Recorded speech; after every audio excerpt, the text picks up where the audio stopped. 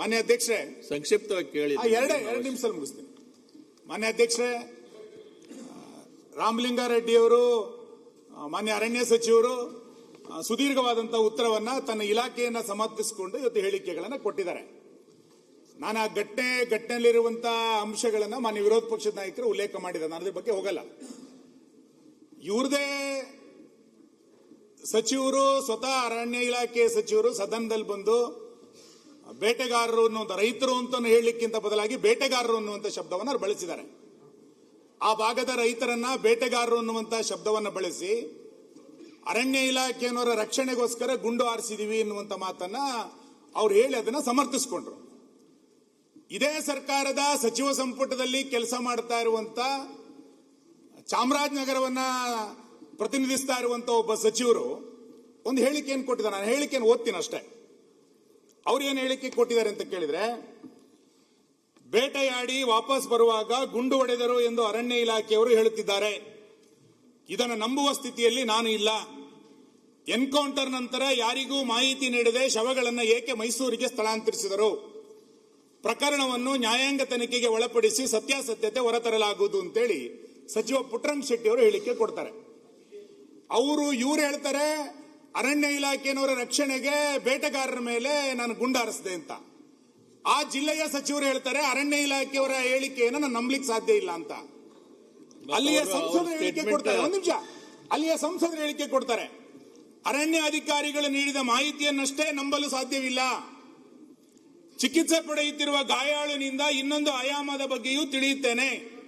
Encounter ಆದ ಮೇಲೆ ಮೈಸೂರಿಗೆ ಏಕೆ ಶವಗಳನ್ನು ತಂದರು ಅಂತೇಳಿ ಅಲ್ಲಿಯ ಸಂಸದ ಸುನೀಲ್ ಬೋಸ್ ಅವರು ಹೇಳಿಕೆಯನ್ನು ಕೊಡ್ತಾರೆ. ಇವ್ರದೇ ಸಚಿವರ ಹೇಳಿಕೆಗಳು ಒಬ್ಬರೊಬ್ಬರಿಗೆ ಒಂದೊಂದು ಸಾಮ್ಯತೆ ಕಂಡು ಬರ್ತಾ ಇಲ್ಲ. ಅವರೊಂದು ಹೇಳಿಕೆ ಕೊಡ್ತಾರೆ, ಇವರೊಂದು ಹೇಳಿಕೆ ಕೊಡ್ತಾ ಇದ್ದಾರೆ. ಹಾಗಾಗಿ ಸಾರ್ವಜನಿಕವಾಗಿ ನಮಗೆ ಅನುಮಾನ ಇರೋದು, ನಿಮ್ಮ ರಾಜಕೀಯದ ಮೇಲಾಟಕ್ಕೋಸ್ಕರ ಇದನ್ನ ಬೇರೆ ಕಡೆಗೆ ಸೆಳಿಬೇಕು ಅಂತೇಳಿ ಸರ್ಕಾರ ರೈತರ ಮೇಲೆ ಗುಂಡನ್ನು ಹಾರಿಸ್ತಾ ಇದೆ, ಎನ್ಕೌಂಟರ್ ಮಾಡ್ತಾ ಇದ್ದೀರಿ. ನಿಮ್ಮ ಸಚಿವ ಸಂಪುಟದಲ್ಲೇ ಒಬ್ರು ಹೇಳಿಕೆಗೆ ತಾಳೆ ಇಲ್ಲ. ಇಲ್ಲಿ ಅಲ್ಲಿಯ ಜಿಲ್ಲಾ ಉಸ್ತುವಾರಿ ಸಚಿವರೊಂದು ಹೇಳ್ತಾರೆ, ಅರಣ್ಯ ಇಲಾಖೆಯ ಸಚಿವರು ಹೇಳ್ತಾರೆ. ಯಾವ್ದನ್ನು ನಂಬೇಕು ನಾವು? ಹಂಗಾರೆ ಎಂಪಿ ಅವರೊಂದೇನು ಹೇಳ್ತಾರೆ, ಯಾವ್ದನ್ನು ನಂಬೇಕು? ಈ ಹಿನ್ನೆಲೆಯಲ್ಲಿ ಮಾನ್ಯ ಅಧ್ಯಕ್ಷರೇ, ನಾನು ಬಹಳ ಬಲವಾಗಿ ಒತ್ತಾಯ ಮಾಡ್ತೇನೆ. ಇದರ ಹಿಂದೆ ಏನೋ ಒಂದು ದೊಡ್ಡವಾದಂತ ಒಂದು ಪಿತೂರಿ ಇದೆ.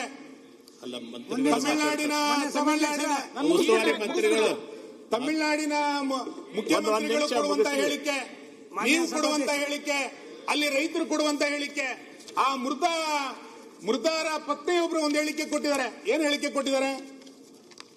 ಆ ಮೃತಪಟ್ಟಂತ ಹೇಳಿಕೆ, ಅವರ ಹೆಂಡತಿ ಹೇಳಿಕೆ ಕೊಟ್ಟಿರುವಂತದ್ದು, ನನ್ನ ಪತಿ ಜೋಳ ಕಾಯಲು ಜಮೀನಿಗೆ ಹೋಗಿ ಅಲ್ಲೇ ಮಲಗಿದ್ದರು, ಜಮೀನಲ್ಲಿದ್ದವರನ್ನು ಕರೆದೊಯ್ದು ಗುಂಡಿಟ್ಟು ಸಾಯಿಸಿದ್ದಾರೆ ಅಂತೇಳಿ ಮೃತಪಟ್ಟಂತ ಪತ್ನಿ ಹೇಳಿಕೆಯನ್ನು ಕೊಡ್ತಾರೆ.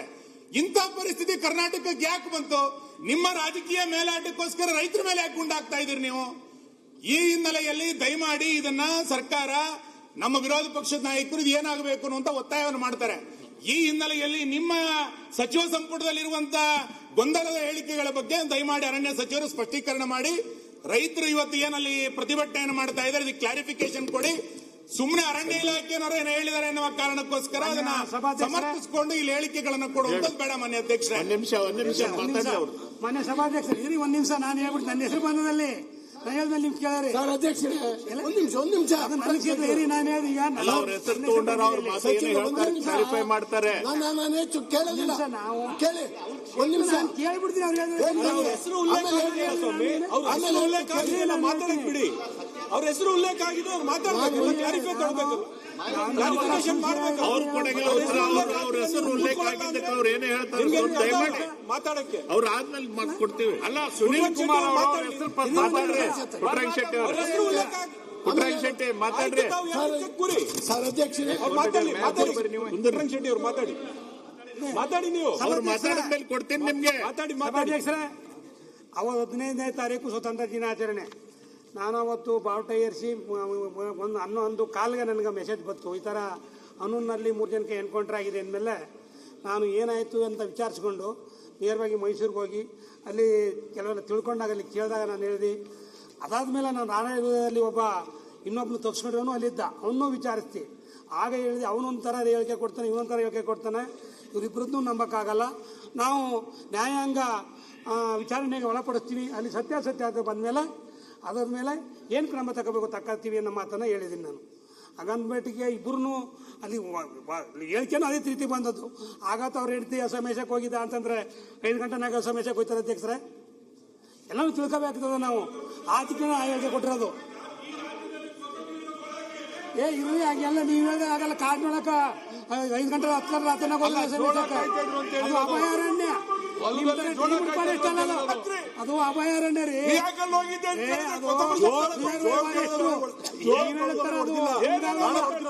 ಹಂಗಾಗಿ ಹೇಳಿಕೆ ಕೊಟ್ಟೇವಿನ ಇದು ಫಾರೆಸ್ಟ್ನವ್ರು ಹೇಳೋದು ಸರಿ ಇಲ್ಲ ಇವ್ರು ಸರಿ ಅಂತ ಹೇಳಿಲ್ಲ. ಬಟ್ ಅವರು ಅವ್ರ ಹೇಳಿಕೆನೂ ನಾನು ಒಪ್ಕೊಂಡಿಲ್ಲ, ಇವ್ರ ಹೇಳಿಕೆ ನಂಬ್ಕೊಂಡಿಲ್ಲ. ಬಟ್ ಏನ ಅಂತಂದ್ರೆ ಇವತ್ತು ನ್ಯಾಯಾಂಗಕ್ಕೆ ಕೊಟ್ಟಿದ್ದೀವಿ, ತೀರ್ಮಾನ ಆಗಲಿ ಅಂದಮೇಲೆ ಯಾವ ಆಗ್ತದ ಮೇಲೆ ಅದ್ರ ಮೇಲೆ ಆಕ್ಷನ್ ತಗೊಳ್ಳೋದು ಆಗ್ತದೆ.